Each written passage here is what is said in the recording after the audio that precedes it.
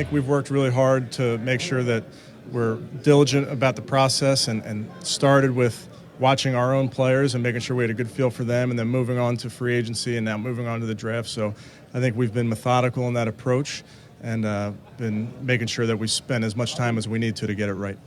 How's your correspondence with Baker been so far? Good. Just like I'd say the rest of our guys. I've tried to get in touch with each of them via text or a phone call or FaceTime or whatever it may be. So I think it's important to start developing those relationships with each one of our guys.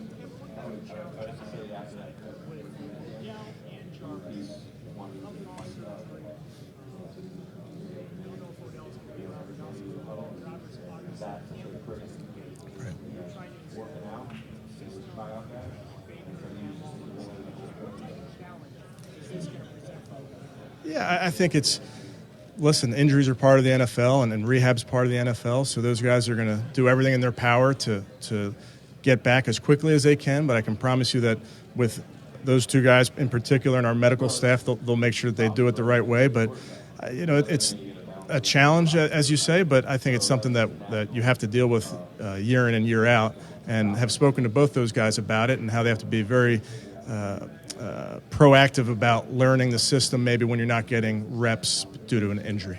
Yeah. So with each of our players, and you mentioned Alex and talking about Baker, we've had conversations with each of our coaches about their players, because when they come back in the building on April 6th, we're going to give them tangible things that we want them to work on. So they will get something that, here's what you need to work on, here's what you need to improve, and here's how you're going to do it. So that's no different than really across our roster.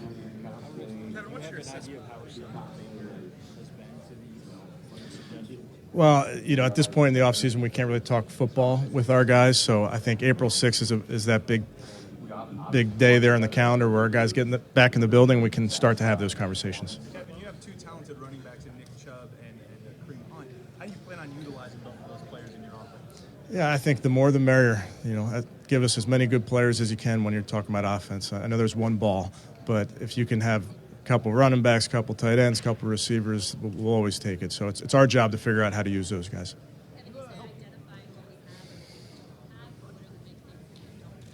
I'm not going to get into specifics, but just like every roster, you're always have an area that you want to improve going into an off season, and that's, I would venture to say, is no different than everybody. But that's where the most important part when we first got in the building was understanding what we have, and that spent some time to watch all that tape and each of our position coaches watching their position, because you have to have an intimate knowledge of your group before you move forward with your plans.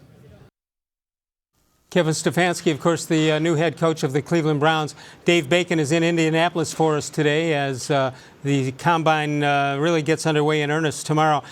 Dave, when you listen to what Stefanski said, and I know we'll listen to Andrew Berry also, they're kind of generic things that they say, but each coach, each year, each regime plays it takes the same statement and plays it a little differently once they get into the building.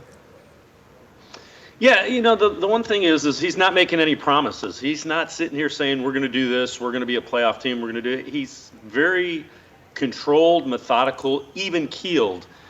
And the people that you talk to nationally say Kevin Stefanski is a guy who's really bright and has very little, if no, ego. The one thing that he did mention is he's trying to work through whether he or offensive coordinator Alex Van Pelt will call the plays.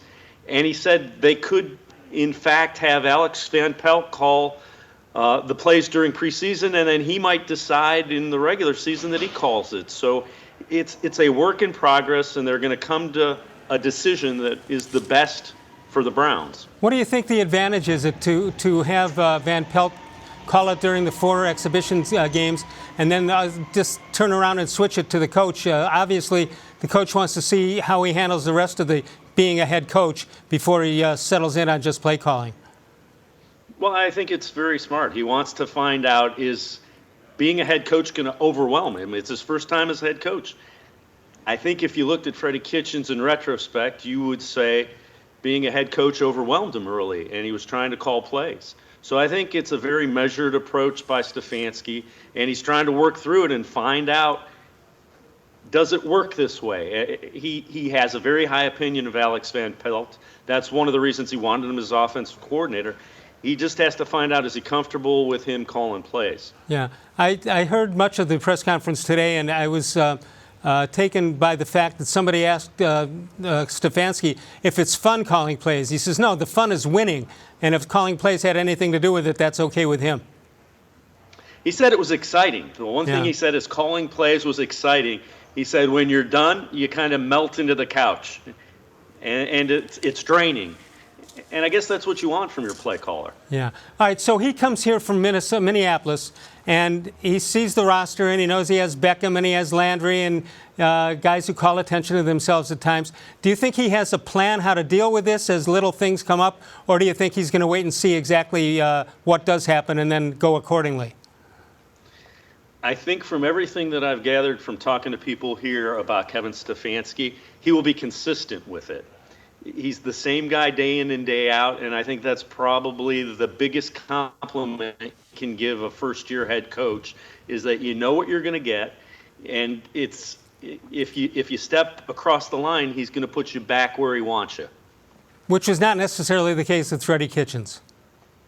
I think that was one of the areas that cost Freddie Kitchens last year as a head coach. All right, so in Kitchens' case, he might have gotten the job partially because of his relationship with Baker-Mayfield.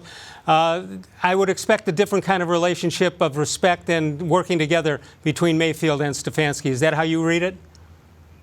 Absolutely. I think one of the things that is underplayed is Baker Mayfield did not have a guy he could go to that, fixed what was ailing him as far as little things that developed throughout the season. Little things that were showing up in training camp fundamentally ended up becoming more and more and bigger things as you got into games, and it never got right because you had Freddie, who was a first-year head coach, calling plays, and you had Ryan Lindley, who's the quote-unquote quarterback coach, who was the first year as a quarterback coach. There was nobody that was coaching Baker Mayfield on the little things that ended up being big things throughout the year. And the other thing, Dave, is that a head coach really can't be a friend. He can have a relationship, but he can't be a friend. He's got to be the head coach first before anything else happens. Well, he has to be able to say, this is unacceptable, and I don't know that Freddie was ever able to do that with Baker Mayfield. Right.